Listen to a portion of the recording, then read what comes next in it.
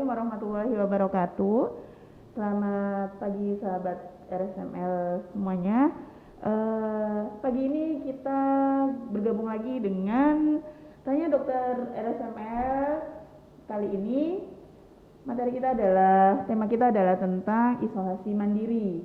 Sudah ada ahlinya ini pas di sini, pas kebetulan beliau adalah tim COVID Rumah Sakit Muhammadiyah Lamongan. Jadi teman-teman kalau misalnya dengan meningkatnya kasus COVID-19 di bulan-bulan ini ya, jadi saya yakin teman-teman juga mulai aware ya, lebih aware lagi mungkin dari sebelum-sebelumnya bahwa sepertinya saya kok ada tanda-tanda ke arah COVID ya, kayaknya saya perlu swab, kemudian karena saya masih merasa sehat jadi saya perlu isman.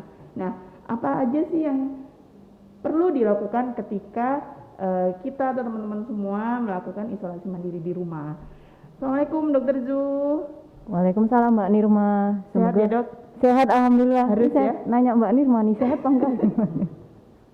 Semoga sehat-sehat selalu ya Mbak Nirma. Amin ya? amin, harus itu ya. Oke.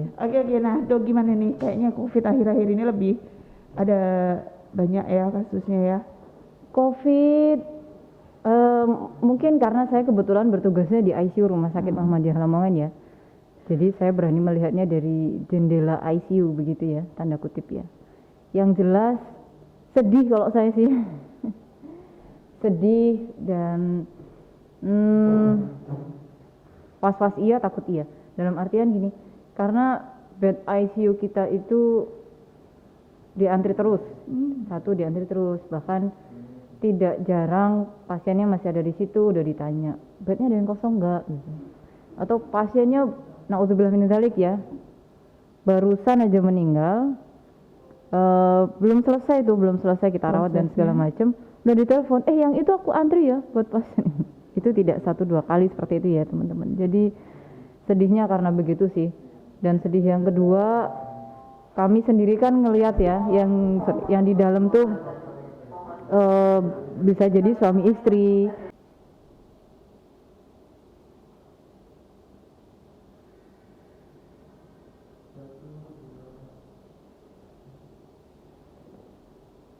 Bismillahirrahmanirrahim. Assalamualaikum warahmatullahi wabarakatuh. Apa kabar sahabat sehat RSML?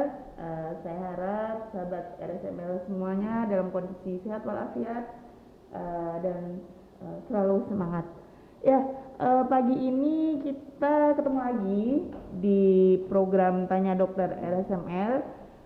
Tema pagi ini adalah isolasi mandiri. Jadi teman-teman kalau misalnya pasti banyak ya hari ini yang merasakan isolasi mandiri. Jadi bisa nanti ditanyakan melalui chat IG, karena pada pagi ini kita sudah gabung lagi dengan kita ahlinya. Kebetulan beliau adalah tim COVID Rumah Sakit Muhammadiyah Lamongan.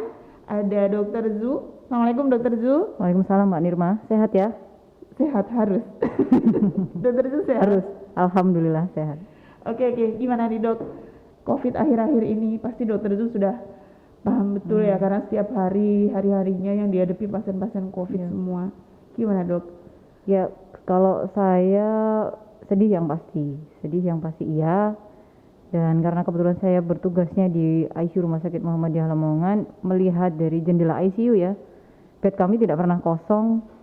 Kalaupun kosong, sebentar banget hanya untuk dibersihkan, kemudian sudah diisi lagi. Pun itu misalkan naudzubillah min dzalik ada yang kemudian meninggal, jenazah masih belum kami bersihkan, dalam artian masih proses dibersihkan, proses kami rawat. Sudah ada telepon dari IGD, dari ruang perawatan COVID, sudah ditanya, ada nggak tempatnya gitu. Kalau ada, yang itu saya antri ya gitu. Itu tidak 1-2 kali ya, hampir setiap hari seperti itu. Dan hampir setiap shift seperti itu yang terjadi. Dan yang di dalam nggak hanya beda-beda orang, maksud saya bukan berasal dari keluarga yang berbeda-beda.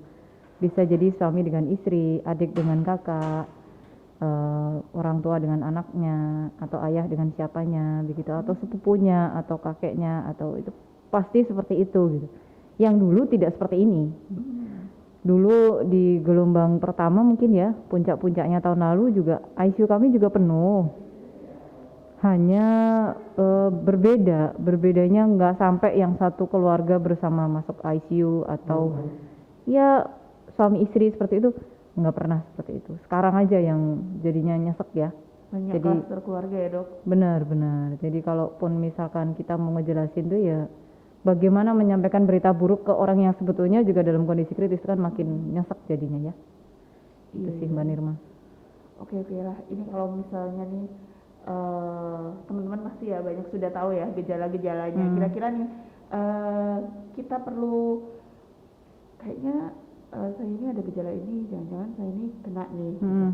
Tapi kan kita ngerasa kadang-kadang kayaknya saya masih kuat-kuat aja nih gitu. Berarti kan mungkin ini adalah salah satu kriteria isolasi mandiri gitu ya. Nah, kapan kita perlu memeriksakan dan kapan kira-kira ini saya hanya cukup isolasi mandiri atau saya perlu datang ke rumah sakit gitu. Itu gimana dok? Oke. Jadi sebetulnya ada dua terminologi ya. Dua terminologi karantina dan isolasi mandiri ini berbeda. Yang perlu kita ketahui dulu adalah kita masuk dalam kategori kontak erat ataukah tidak gitu. Jadi kontak erat itu kan apabila kita kontak dengan pasien yang terkonfirmasi positif dan kita kontaknya dalam jarak dekat kurang dari 2 meter dalam waktu yang lama lebih dari 15 bahkan lebih dari 30 menit dan kita tidak menggunakan alat pelindung diri yang memadai, minimal masker pun kita nggak pakai begitu ya. Jadi seperti ini kita mesti waspada dulu nih gitu.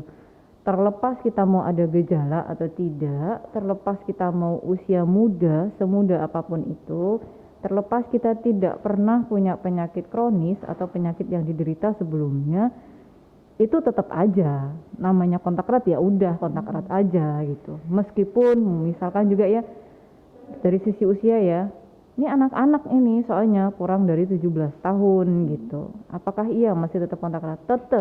Tetap aja kontak erat. Atau misalkan usianya sepuh di atas 60 tahun, usia geriatri, ya tetap juga kontak erat kalau 3 prinsip ini kemudian terpenuhi. Kontak dengan pasien yang terkonfirmasi positif, kemudian dalam jarak dekat kurang dari 2 meter, durasi waktunya lebih dari 15 bahkan 30 menit dan tidak menggunakan alat pelindung diri yang memadai. Ini dulu. Begitu masuk ini lebih baik memang langsung karantina. Karantina itu artinya masih belum isolasi nih ya, karena kita kan masih memastikan dulu nih, ini saya karena udah kontak erat nih, maka saya juga harus membatasi aktivitas, saya harus membatasi mobilisasi, saya harus membatasi kontak dengan orang lain, saya harus menjaga diri saya dari orang lain supaya tidak berpotensi menular. Nah, kemudian kita melakukan yang namanya sekian hari karantina tuh, karena kita belum terkonfirmasi positif nih, ya kan? Tahan diri dulu deh, tahan diri dulu, jangan kemana-mana dulu. Kemudian pada saat karantina itu, kalau misalkan kemudian kita melakukan testing kan pastikan ya, dengan tes swab, misalkan, dan saya mau tes swab deh karena saya memang kontak erat nih. Boleh apa aja, misalkan saya bisanya swab PCR atau saya bisanya rapid test antigen, yang swab antigen itu, oke nggak apa-apa. Kalau misalkan setelah itu ternyata hasilnya positif, kita masih tidak merasakan gejala apapun, baru itu disebutnya isolasi mandiri. Nah, yang kedua, isolasi mandiri itu apa? Isolasi mandiri adalah isolasi yang dijalankan di luar fasilitas layanan kesehatan. Kalau di puskesmas, di rumah sakit itu kan namanya ya memang rawat inap, ya kan? Jadi kalau isolasi mandiri ya di luar itu dilakukannya pada gitu ya. Pada yang sudah terkonfirmasi positif. Selain di rumah mungkin bisa di ini Mbak Nirma, yang banyak sekarang berkembang itu kan gitu.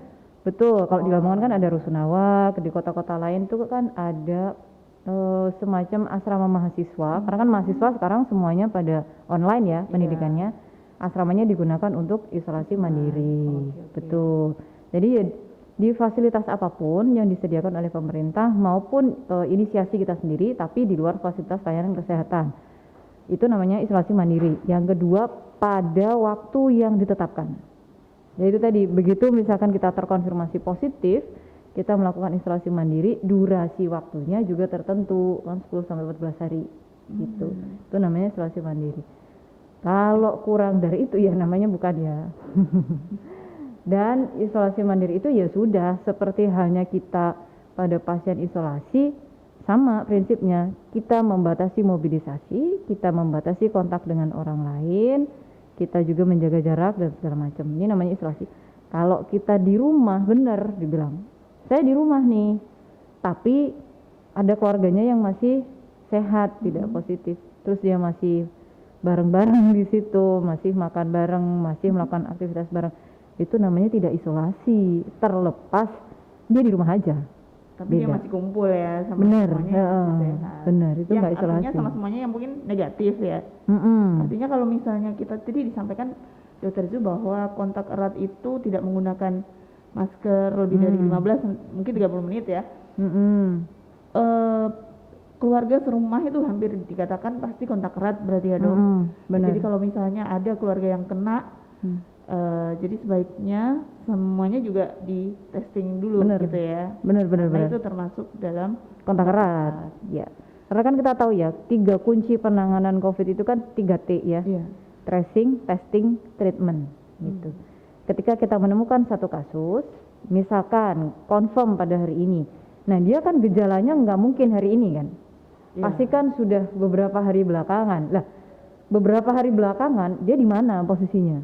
Kalau dia posisinya di rumah, seseorang ketika sudah bergejala, itu kan artinya dia sudah mampu untuk menularkan pada banyak orang. Sedangkan kita tahu yang namanya COVID itu satu orang tertular, satu orang kena.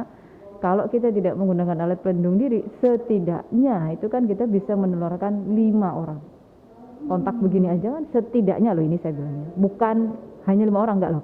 Setidaknya 5 orang. Artinya semakin lama kita kontak dengan orang lain, semakin banyak kita kontak ketemu orang lain, mobilisasi kita semakin tinggi, potensial kita menularkan pada orang lain itu juga kan semakin banyak gitu.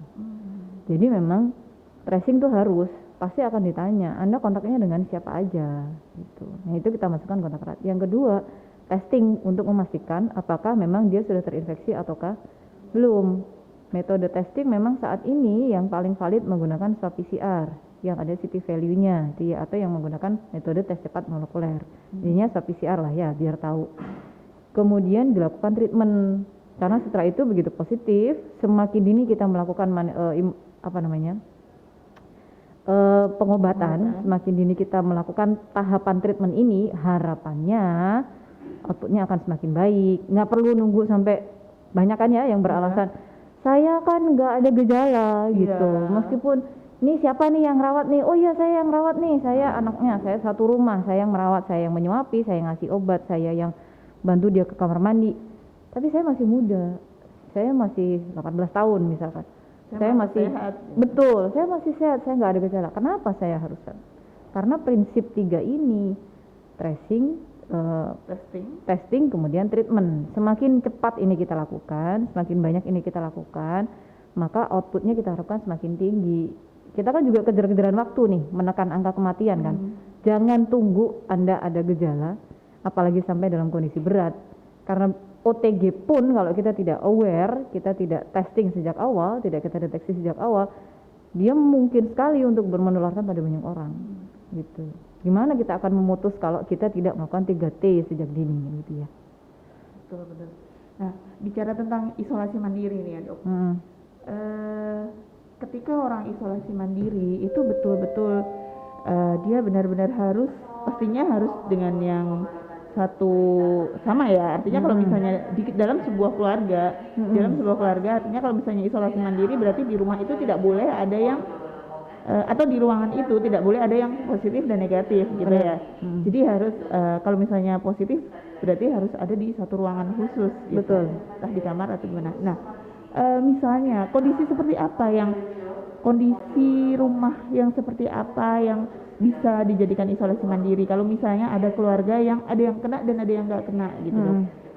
Kalau kena semua mungkin itu ya udah jadi satu. Ya udah gitu ya. Kalau satu kena satu nggak kena gimana? Iya, satu kena satu nggak kena. Kemudian kamar mandi jadi satu.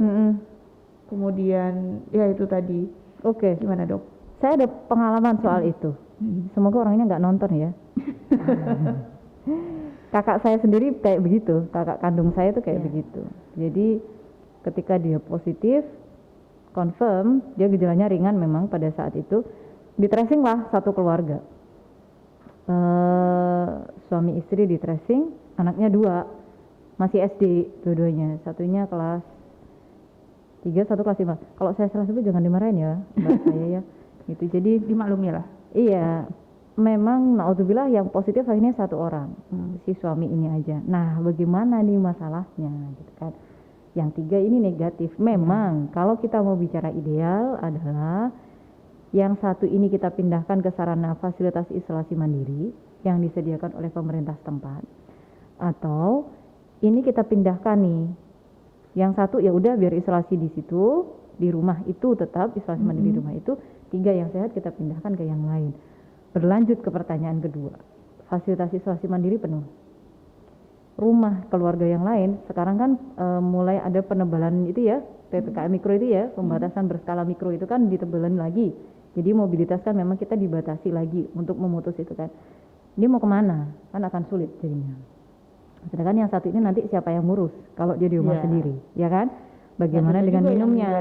Bener, minumnya bagaimana? Siapa yang kontrol kalau ada apa-apa? Kemudian sampahnya bagaimana? Akhirnya memang mau tidak mau mereka satu rumah. Persis seperti yang disampaikan Mbak Nirma, kamar mandinya jadi 1. Bagaimana caranya? Kasar ngomongnya itu rumah harus bagi 2. Bagi 2 teritori kalau saya boleh kasar ngomong ya. Waktu itu tuh, itu bulan apa ya? 2 bulan lalu kalau saya tidak salah ingat ya. Jadi itu dibagi 2 teritori, area yang sehat dengan area yang sakit. Di mana area yang sakit tidak boleh dimasuki oleh yang sehat, demikian pula untuk yang area sehat tidak boleh dimasuki oleh yang sakit. Tapi memang kan masih ada kendala kamar mandi gitu. Jadi di yang sakit ini memang akhirnya ditempatkan di 1 kamar sendiri. Nah, di dalam kamar itu syaratnya adalah harus sirkulasinya baik. Pencahayaan mataharinya juga baik. Ventilasi udara baik masuk dalam sirkulasi ya. Kemudian sampahnya juga harus kita pisahkan, makan minumnya harus kita pisahkan, semua aktivitas dilakukan di situ, apapun itu, kecuali memang 1 mandi karena ya dia kamar mandinya 1 saat itu, gitu kan. Jadi ya semua aktivitas dilakukan di dalam kecuali 1 ini, gitu.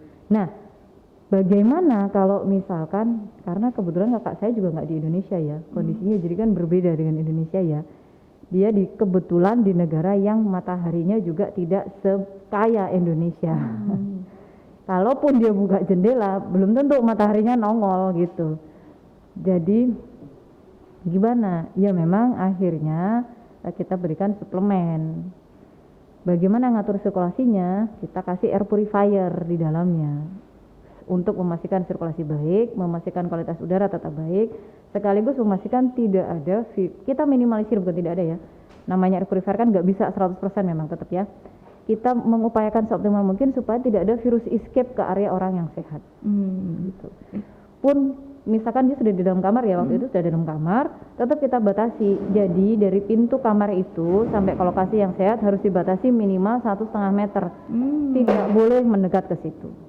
Nah, terus di dalamnya saya minta sediakan tensimeter, sediakan termometer, sediakan pulse oximetry yang ada ininya tuh, yang kita jepit di jari itu, sediakan itu. Kemudian kalau misalkan ke kamar mandi kalian harus janjian mau jam berapa ke kamar mandi, dan setelah itu memang saya minta untuk disemprot itu, dibersihkan lagi kamar mandinya, tapi nggak langsung.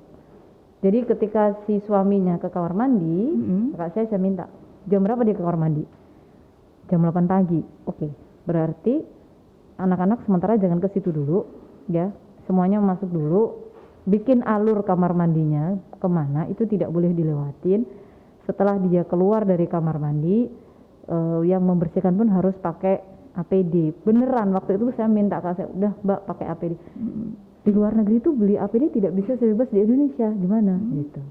Di Indonesia tuh sebetulnya termasuknya mudah ya dalam hal seperti itu. Jadi kita tanda kutip ya tetap harus bersyukur dengan kondisi Indonesia yang seperti ini gitu. Akhirnya dia bingung, saya bilang oke, udahlah pakai jas hujan aja. Pakai jas hujan sekali pakai. Dia bisa beli kalau itu. Dia pakai jas hujan sekali pakai, dia pakai masker, dia pakai hand gloves latex, kakinya digaju bungkus plastik. Alurnya yang dilewatin untuk ke kamar mandi itu disemprot. Kamar mandinya juga dibersihkan setiap hari seperti itu. Terus saya bilang, setelah dibersihkan, tunggu barang 30 menit sampai 1 jam, setelah itu baru boleh dipakai oleh anggota keluarga yang lain begitu. Itu soal perlakuannya bagaimana dan syarat ruangannya. Lebih ideal lagi memang kalau misalkan di dalam rumah itu ada satu kamar yang kamar mandinya di dalam. Jadi Sehingga tidak perlu nggak perlu si itunya keluar, karena ini tricky sekali ya, seperti ini ya. Jadi dia beli air purifier memang saya minta banyak di dalam ruangan yang si sakit, untuk di dalam rumahnya sendiri, dan ya itu ketat sekali kita bikin alurnya itu. Kemudian harus buat jurnal harian. Setiap pagi dan sore saya minta buat jurnal. Satu, dia keluhan hari ini bagaimana? Keluhan pun saya minta tulis, suhunya berapa? Dia ada batuk atau pilek enggak? Pernafasannya bagaimana? Rasanya berat enggak? Dia bisa istirahat enggak? Dia bisa makan minum cukup enggak? Kalaupun bisa makan, berapa porsi dia bisa makan? Kalau dia bisa minum, berapa cc yang bisa dia minum gitu. Kemudian kalau misalkan bisa istirahat, berapa jam dia bisa tidur gitu. Hari ini kalau itu udah, bawahnya saya minta coba dihitung pernafasannya dalam 1 menit berapa kali, sudah melebihi normal atau belum. Diukur pulse oximetrinya, diukur nadinya dia berapa kali dalam 1 menit, tensinya berapa. Setiap hari memang saya minta report seperti itu gitu. Kalaupun kemudian misalkan ada perubahan, oke, ini berarti dia sudah waktunya suplemennya ditambah. Ya, suplemennya saya kasih vitamin B, C, E, D, vitamin zinc, kemudian ada yang simptomatis ya. Katanya, oh ini suhunya udah mulai naik nih, oke nih kasih paracetamol gitu ya, dan obat-obatan simptomatisnya lah sesuai dengan gejalanya. Itu mesti ada. Seriweh itu sebetulnya kalau isolasi mandiri. Kemudian bagaimana dengan sampahnya? ya Sampah banyak gitu ya. pasti sampah itu, sebelum sampah cara ngasih makan deh. Cara ngasih makan bagaimana? Kalau terpaksa harus satu rumah, tetap tidak boleh masuk ke dalam. Saya bilang, ini dia gimana ngasih makannya? Nggak boleh masuk ke dalam. Kalau bisa, dan harus bisa ya, supaya kita tidak banyak perintilan lain gitu ya, dalam hal permakanan ya. Kalau bisa yang sakit itu dikasih makanan dan alat makan yang sekali pakai. Bukan berarti kita mau menambahkan sampah plastik atau sampah kertas ya, tetapi itu untuk keamanan semuanya, benar gitu. Jadi makanannya tetap disajikan, ditaruh di depan kamar, menghindar dulu, jauhin dulu, paling dekat ya 2 meter, atau kalau memang paling aman ya pisah lantai lah, ya pisah lantai. Kalau nggak bisa, kalau kakak saya tinggalnya di, kebetulan apartemennya nggak yang besar banget atau 2 lantai nggak ya, apartemennya ya 1 lantai gitu lah. Jadi diminta untuk pisah dulu paling ya sekitar 2-3 meter, mundur dulu, baru kemudian boleh suaminya ambil. Itu pun tidak lama, hanya ngambil makanan doang terus udah masuk lagi. Sampahnya bagaimana? Setelah makan selesai, sampahnya diambil setiap sore, 1 hari sekali.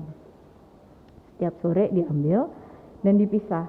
Sampahnya punya dia dipisah, saya minta pegangnya sama karena dia kan harus megang ya, jadi harus pakai hand gloves. Terus itu harus disemprot dulu permukaannya, setelah itu dilapisin lagi dengan plastik, baru dibuang ke tempat sampah. Bajunya sama, bajunya kalau misalkan mau dicuci gimana? Ya kalau misalkan isolasi mandiri di rumah, pilihannya 2. Bajunya yang sakit tidak dicuci selama masa isolasi, ditumpuk di dalam. 1. Kalau misalkan ngerasanya iya kan bau, kotor segala macam, silahkan ada cuci, tetapi sekali lagi harus dipisah. Nggak boleh campur sama baju. Tidak boleh campur dengan yang sehat. Mengambilnya pun juga kita harus hati-hati sama, karena bagaimanapun itu kan barang infeksius ya.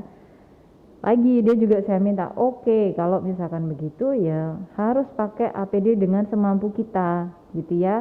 Tidak bisa beli APD seperti di Indonesia, oke, ya pakai jas hujan itu, beli face shield, pakai masker yang memadai, kemudian pakai hand gloves latex. Ya. Bener, itu kan kalau itu di sana banyak. Udah lah Mbak, di luar negeri tuh teman-teman ya, istimewa memang hidupnya. Tapi apa namanya, Anda mau nyari Tokopedia di luar negeri nggak ada. Mau nyari jualan APD yang gampang seperti di Indonesia susah, karena memang kan sistem kesehatannya berbeda. Alhamdulillahnya kita ya, di sini. Alhamdulillah di sini. Misalnya ya dok, misalnya kalau misalnya sudah itu kan Isman ya, tapi kan juga butuh berjemur, butuh itu gimana dok? Kalau di Indonesia kan saya rasa dengan matahari yang kaya ya. Jadi nggak apa-apa ya dia keluar, tapi asalkan tidak ketemu ya sama Kalau keluarga yang lainnya. ya kalau berjemur memang optimalnya sebetulnya kalau mau optimal ya tetap aja di ruangan itu. Jadi cari ruangan yang dia bisa, yang tadi saya bilang ya, kalau bisa kena sinar matahari langsung. Jadi pada saat dia butuh berjemur dia tidak perlu kemana-mana. Buka gorden aja, buka jendela aja, mataharinya sudah masuk, ya udah selesai. Dia bisa berjemur. Oh ya, dan satu lagi jangan lupa tetap olahraga. Oh ya. Ini mohon maaf juga ya, kostum saya olahraga banget. Cocok berarti ya. Jadi olahraganya tidak harus yang bagaimana ya, nggak harus yang keliling rumah gitu ya, berapa kali keliling rumah atau kali keliling stadion, nggak harus. Jadi yang sederhana aja, yang penting ada peregangan ototnya, kita bisa melatih paru-paru kita supaya kapasitasnya tetap baik, melatih otot kita biar nggak kaku-kaku juga, peregangan itu begitu aja sebetulnya cukup, tidak harus yang bagaimana-bagaimana. Tidak harus juga yang sampai teman-teman olahraga berat misalkan ya, oh ya saya ini deh mau masukin treadmill ke dalam kamar atau mau masukin barbel dalam kamar, saya mau berbelan apa segala macam. Tidak harus. Yang terpenting adalah bagaimana kita bisa menjaga endurance paru kita, menjaga kualitas paru kita tetap baik, dan menjaga otot-otot kita juga biar nggak kaku. Begitu aja sih. Gerak gitu aja ya. Benar. Oke. Tapi kalau misalnya ada kondisi rumah yang mungkin ada ya dari sahabat sehat RSML, kalau misalnya ada berada dalam kondisi rumah yang padat penduduk, sedangkan di situ tidak satu rumah semuanya positif, yang nggak ada celah matahari karena saking mepetnya kamar mandi satu, kayak gitu tuh gimana dok? Kalau seperti itu kembali lagi pada pilihannya, mungkin nggak ini kita pindahkan. Yang sakit kita pindahkan, atau yang sehat betul ke fasilitas yang disediakan pemerintah, atau kalaupun misalkan tidak bisa nggak ini yang sehat kita pindahkan ke yang lain. Kalau tidak bisa, amat sangat terpaksa seperti itu, iya itu yang dijaga. Betul-betul harus dijaga area yang sakit dan area yang sehat. Dan kalau misalkan terlalu mepet, problem utamanya seperti itu kan sirkulasi udara, ventilasi, ya kan? Ventilasi, sirkulasi udara, kemudian sinar matahari. Bagaimana? Ya mau tidak mau harus keluar modal untuk membeli air purifier. Air purifier tadi ya. Benar, karena kalaupun kita memaksakan buka jendela tanpa kita membersihkan udaranya dulu, tetangga kita gimana dong? Ya kan? Nah kalau yang padat seperti itu ya air purifier solusinya salah satunya. Kalau misalkan kemudian ternyata alhamdulillah, misalkan oh ini kemudian keluarga yang lain udah di tracing semuanya negatif, oh ya udah yang sehat aja dipindah dulu. Kalau misalkan di Indonesia itu kan ada bukan kecenderungan ya, beberapa, ya nggak semuanya memang sih, masih ada beberapa yang tinggal di satu lokasi itu saudara semua gitu kan, gitu. Jadi pilihannya begitu. Kalau misalkan memang memungkinkan, yang sehat dipindahkan dulu, ya sudah di situ biar untuk yang sakit. Tapi jangan lupa juga, misalkan nih yang sakit terus yang harusnya gimana? Jangan terus kemudian ya udah nggak diantarin makan biar dia belanja sendiri. Iya jangan juga begitu kan. Tetaplah harus diurusi. Iya dan support itu kan juga paling benar. Tapi saya tertarik dengan yang tadi dok. Setiap hari bikin jurnal kondisinya ya, karena kan yang ngerti kondisinya kan juga yang sakit ya. Benar. Kondisi saya sekarang seperti apa? Saya kira menghitung pernafasan pun ya, sahabat sehat pasti bisa ya. Dalam 1 menit sekali nafas, dalam 1 menit itu kita nafasnya berapa kali? Benar.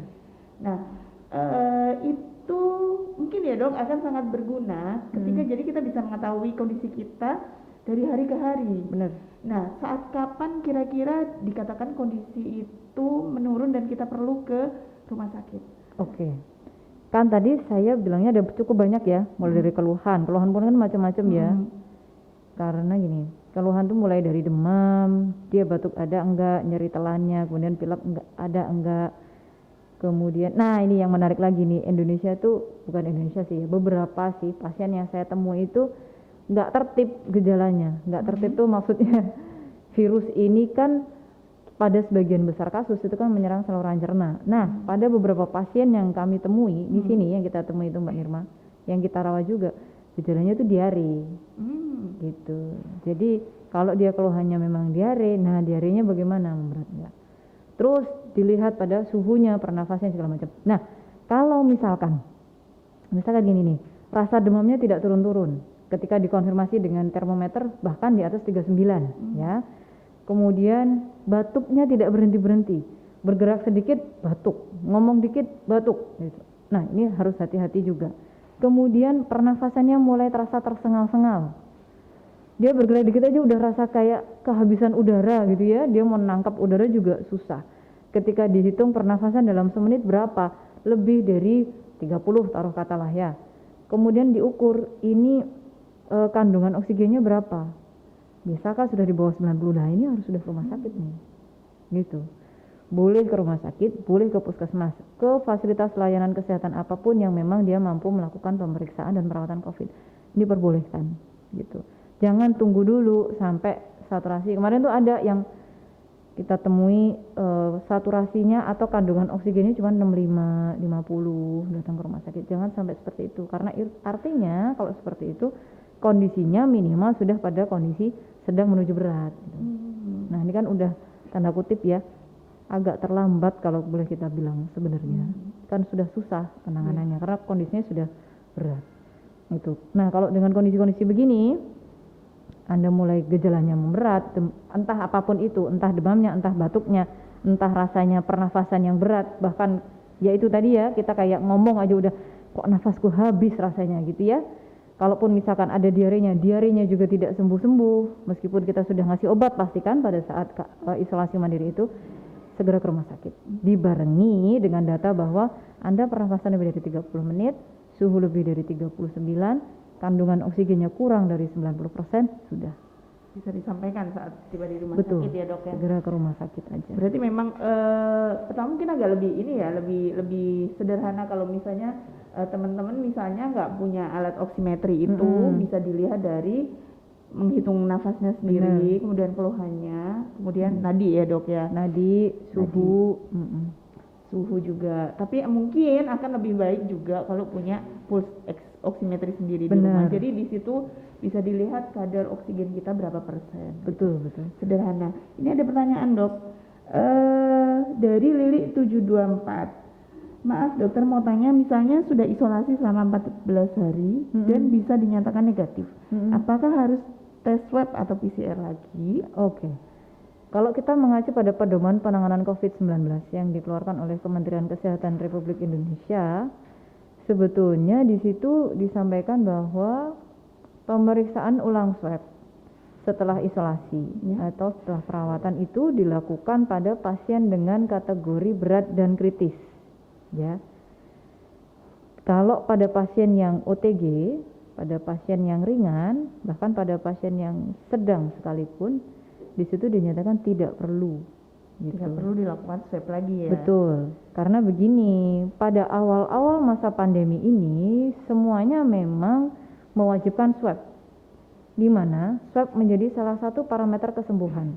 2 kali swab negatif dalam jangka waktu 24 jam, maka 2 kali negatif setelah isolasi atau setelah perawatan baru dinyatakan sebagai sembuh. Gitu ya. Jadi misalkan gejala sudah nggak ada semua, masa isolasi maupun rawat inap sudah memenuhi 10 hari sampai dengan 14 hari, kemudian dia sudah 2 kali negatif, hari ini dan besok sama-sama negatif, oke, baru dinyatakan sembuh. Itu dulu. Masalahnya adalah banyak sekali peneliti yang kemudian menemukan bahwa pasien-pasien yang sudah melalui masa isolasi 14 hari, dia sudah tidak ada keluhan, bahkan indikator laboratorium dan radiologisnya sudah membaik, mendekati normal atau bahkan normal, swabnya positif. Gitu. Rekan saya di Jakarta malah bercerita dia 15 kali swab, menemui pasiennya sampai dengan 15 kali swab 3 bulan itu positif terus gitu. Jadi pada akhirnya karena dasar inilah maka untuk pasien-pasien yang memang dengan tidak ada gejala, pasien ringan atau pasien sedang, yaitu tadi apabila sudah melalui masa isolasinya 10 sampai dengan 14 hari, dia sudah mengalami perbaikan keluhan yang dibuktikan dengan perbaikan radiologis dan perbaikan laboratorium, maka tidak perlu dilakukan follow up swab. Swab lagi nggak perlu ya. Betul. Namun memang apabila ada fasilitas atau penderita memang memiliki kemampuan untuk melakukan follow up swab, tentu juga lebih baik.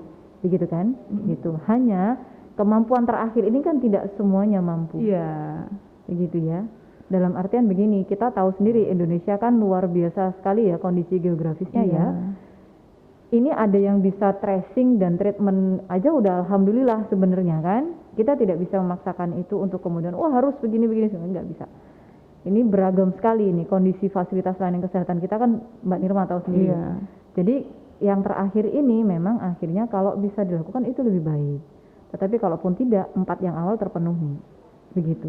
Itu. Jadi sudah bisa dinyatakan dia sebetulnya sembuh dari COVID gitu. Beda cerita nih kalau misalkan dia sudah melalui masa isolasi 10 sampai dengan 14 hari. Keluhannya tetap, ya kan? Atau bahkan memberat, gitu. Hasil radiologis, hasil laboratorium menyatakan dia belum mengalami perbaikan. Oke, ini kita lakukan follow up. Kan tadi syaratnya harus 4 ini nih, ya kan? Masa isolasi terpenuhi, keluhannya membaik, dibuktikan dengan radiologi dan laboratorium membaik. Ini tidak terpenuhi, ini dilakukan, ya kan? Ini terpenuhi, tidak dilakukan. Kecuali kalau memang pasiennya dalam kondisi berat atau kritis yang harus masuk ICU, pakai mesin nafas, monitoring ketat seperti itu, iya ini memang mau tidak ada pilihan gitu, harus follow up swab. Bedanya begitu. Oke dok. Ada pertanyaan lagi dok dari Bulanis. Maaf dokter, mau tanya terkait tempat isoman yang minim sirkulasi tapi kepepet harus isolasi mandiri dalam satu rumah dengan keluarga yang negatif. Apakah penggunaan disinfektan aman digunakan setiap hari? Aman. Seperti tadi ya. Jadi prinsipnya gitu ya. Anda betul-betul harus membagi area rumah antara area rumah yang sehat dengan area rumah yang sakit. Jelek ngomongnya bikin polis line kalau perlu. Dulu kakak saya tuh sampai saya minta bikin gambar jalur karena namanya anak-anak ya. Iya. Anak-anak itu namanya ketemu ayahnya, ketemu ibunya gimana sih kalau dibilang jangan itu kan sulit. Apalagi kalau anaknya banyak yang masih berusia kecil ya di bawah 10 tahun yang masih senang-senangnya main lagi aktif-aktifnya begitu. Kalau kita tidak pintar-pintar ngasih pengertian, justru mereka yang beresiko. Iya. Ya kan? Justru anak-anak ini yang beresiko. Jadi mau tidak mau ya memang ketika kita memutuskan isolasi mandiri di rumah, Anda harus betul-betul menjaga itu. Gitu. Desinfektan kalau setiap hari digunakan, boleh aja. Desinfektan permukaan kan, nggak masalah. Bahkan desinfektan permukaan itu sebetulnya, ini karena Mbak Nirma sebetulnya juga orang PPI kan nggak hanya disemprot. Setelah itu kan digosok, ya kan? Dilap lah. Bukan digosok yang kayak kita gosok cucian ya, yang kalau iya betul. Setelah disemprot desinfektan, dilap. Sebetulnya kan harus begitu, gitu kan? Karena sebetulnya kita juga tahu bahwa virus ini ketika kena desinfektan kan masih butuh gaya mekanik, ya kan? Untuk kemudian melepas kapsul-kapsul yang mungkin nempel pada virus itu. Karena selama kapsul itu nempel dalam bentuk droplet atau tetesan hembusan cairan yang keluar dari mulut dan hidung kita, selama si virus itu ada di dalam itu, kita semprot desinfektan dia nggak ngaruh. Bener? Iya kan? Jadi harus ada gaya mekanik lagi berupa usapan itu tadi. Jadi setelah disemprot desinfektan, silakan Anda lap permukaannya. Betul. Jadi kalaupun misalkan ada kapsul yang melindungi itu virus, kapsul itu kemudian akan pecah, desinfektannya bisa bekerja. Gitu. Aman atau tidak? Insya Allah aman. Oke. Itu tadi ya dok ya, jadi begitu sudah selesai nih 14 hari, berarti tetap harus tolak dulu ya dok ya? Kalau saran saya ya, evaluasi lah. Benar-benar memastikan, meskipun betul.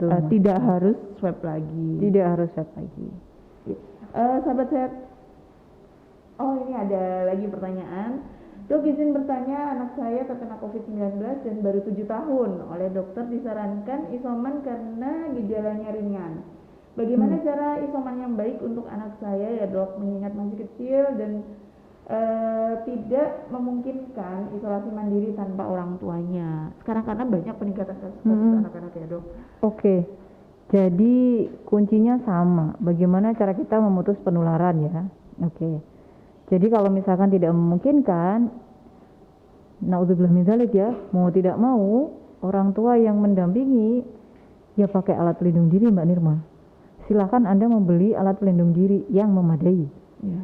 Anda pakai hazmat atau pelindung diri yang full itu ya, yang dari atas ke bawah, yang kayak jumpsuit tapi ada penutup kepalanya itu ada penutup kakinya. Anda silahkan membeli masker N95 kalau misalkan bisa, atau KN95 atau yang setara dengan itu. Saya rasa itu sudah sangat banyak di pasaran. Iya. Mau tidak mau Anda juga harus membeli hand glove latex, ya kan? Iya. Sarung tangan itu. Kemudian Anda juga harus membeli face shield.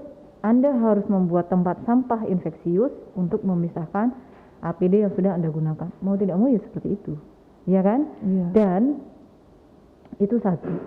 Yang kedua, lokasinya dipisah, tetap.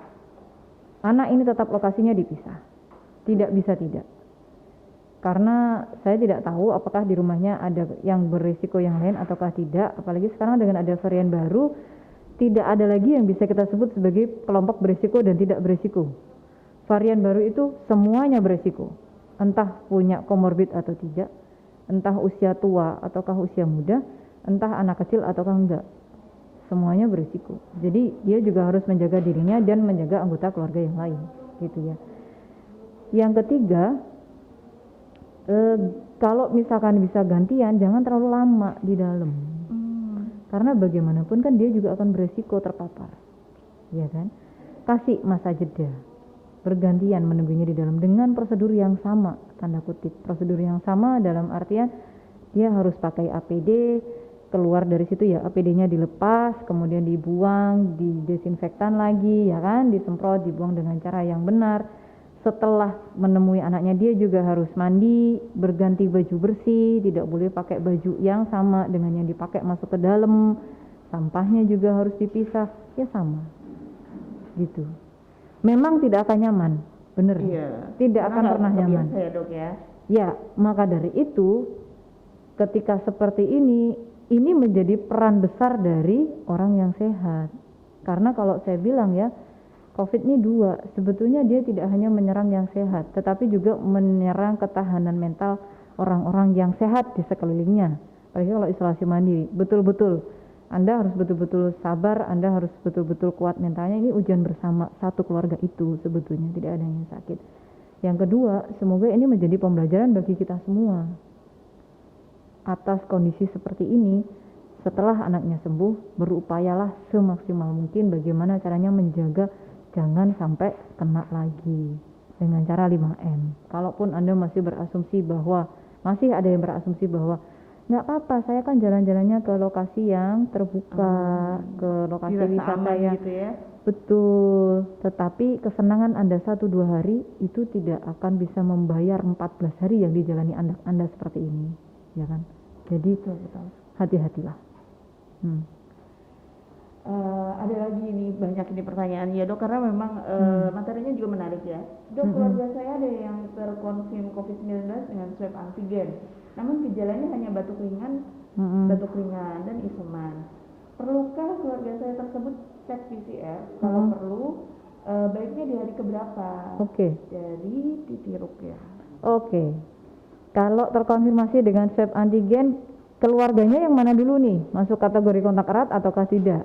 Balik lagi, kategori kontak erat adalah apabila dia dekat dengan penderita yang terkonfirmasi positif. Ada penderita konfirmasi positif, dia melakukan komunikasi atau melakukan apapun bersama-sama, makan bareng, ngobrol apa segala macam dengan jarak kurang dari 1,5 apalagi 2 meter ya. Kemudian dalam jangka waktu lebih dari 15 menit, dan yang keempat tidak menggunakan alat pelindung diri yang memadai. Anda sudah masuk kontak erat. Tidak perlu menunggu hari ini juga.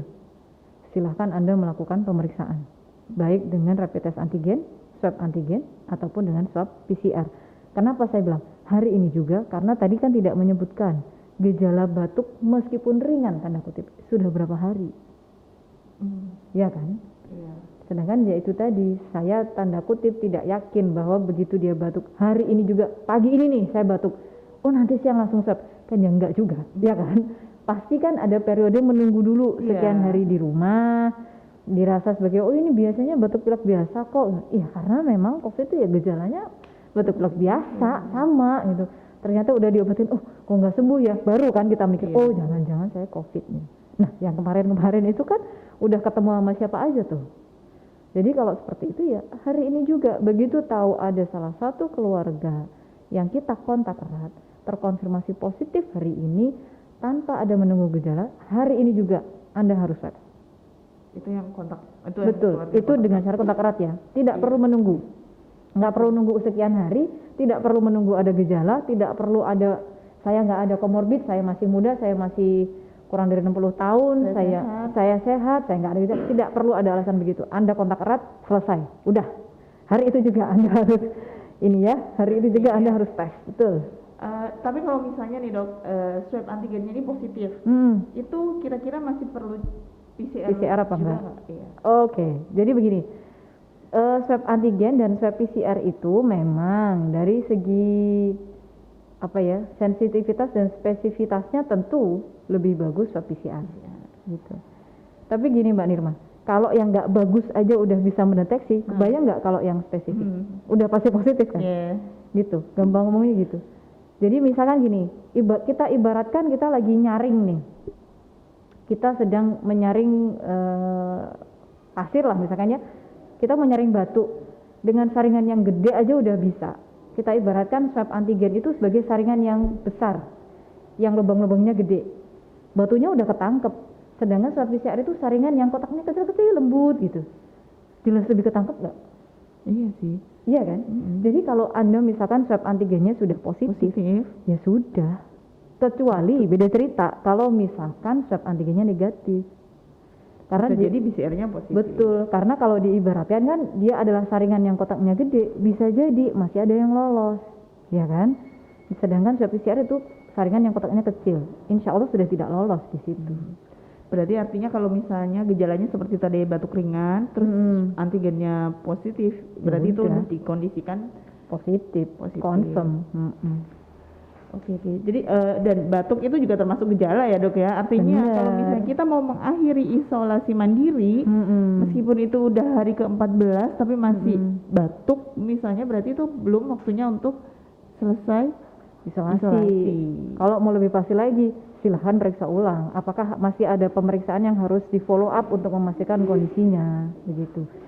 Jangan-jangan, naudzubillah min dzalik ya, jangan-jangan kondisi ronsen parunya sebetulnya tidak baik-baik saja, begitu loh. Karena kan kita juga sering ya menemui kayak begitu ya. Iya. Yang awalnya hanya gejala batuknya sedikit, ronsen parunya kayaknya bersih gitu ya, tidak ada infeksi apa-apa. 3 hari kemudian, 5 hari kemudian di follow up lagi, infeksinya.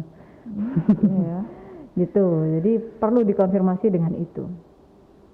Oke. Ada lagi nih dok. Dok, izin bertanya, saya sedang menjalani isolasi mandiri selama 14 hari. Semoga cepat sehat ya mas. Apakah setelah itu saya bisa beraktivitas dan bekerja lagi? Karena menurut info yang saya dapat, swab PCR berubah negatif butuh waktu berbulan-bulan. Edi Setiorini. Oke. Jadi swab negatif berubah berbulan-bulan itu tidak pada seluruhnya, ya. Pada beberapa kondisi tertentu saja, begitu. Yang pernah saya temui di sini, pasien yang pertama kali rawat inap di sini itu memang sampai dengan 62 hari. Baru negatif ya? Belum negatif. Oh, belum negatif itu? Belum negatif itu. Jadi dia swabnya sudah, kalau saya tidak salah ingat 8 kali apa 10 kali swab di rumah sakit berulang terus, dia tidak pernah negatif. Tetapi memang ada komorbid dia, gitu. Komorbid itu adalah penyakit yang diderita sejak sebelum pasien itu terinfeksi COVID. Ya, dia punya komorbid memang. Komorbidnya kencing manis kalau saya nggak salah ingat, diabetes mellitus ya, kencing manis itu.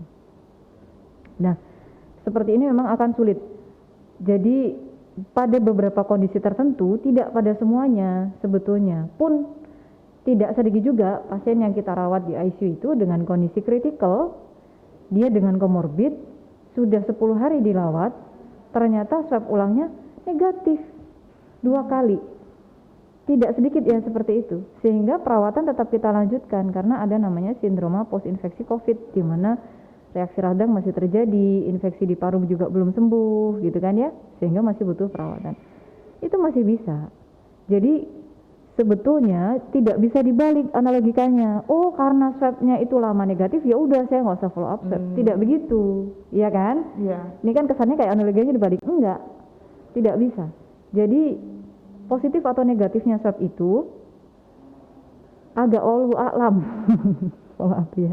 Karena ada yang berkomorbid kondisi kritis, ternyata 10 hari swab negatif, bahkan 2 kali loh, berturut-turut. Kita kan tidak selama ini memang masih menggunakan 2 kali swab negatif, kemudian kita pindahkan kan.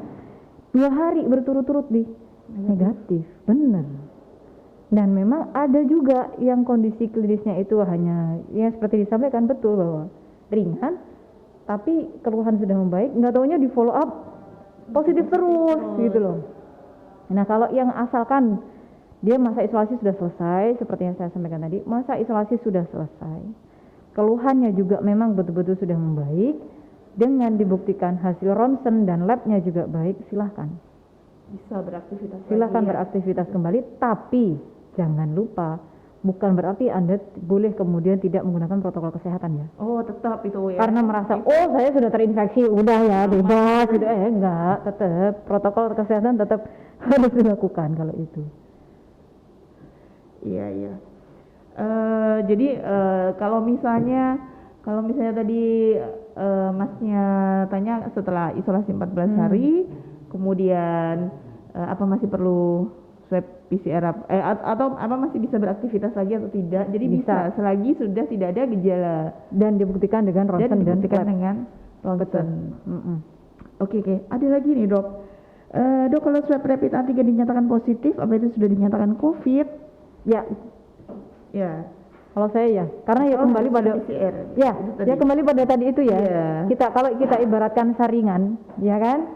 Yang disaring itu adalah batu, maka kalau dengan saringan yang gede udah kena, ya Anda saring dengan yang saringan halus, ya pasti iyalah. Ya kan? Hanya memang untuk penegakan diagnosis saat ini gold standarnya atau standar idealnya masih dengan PCR itu betul. Kenapa demikian? Karena ya kalau kita bisa memberikan sesuatu yang paling baik, yang ideal, ya kenapa enggak? Gitu kan. Kecuali memang di daerah tertentu yang memang sama sekali tidak ada fasilitas PCR, oke, enggak masalah. Tetapi yang jelas ketika Anda sudah swab antigen positif, itu sebetulnya juga udah positif. Sudah terkonfirmasi. Oke.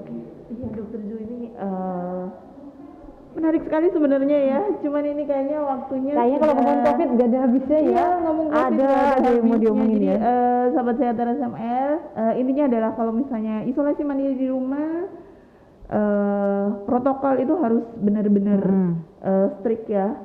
Kalau misalnya campur dengan yang positif dan negatif, kemudian setelah 14 hari sudah bisa beraktivitas asalkan tidak ada gejala sama sekali dan dibuktikan dengan torak.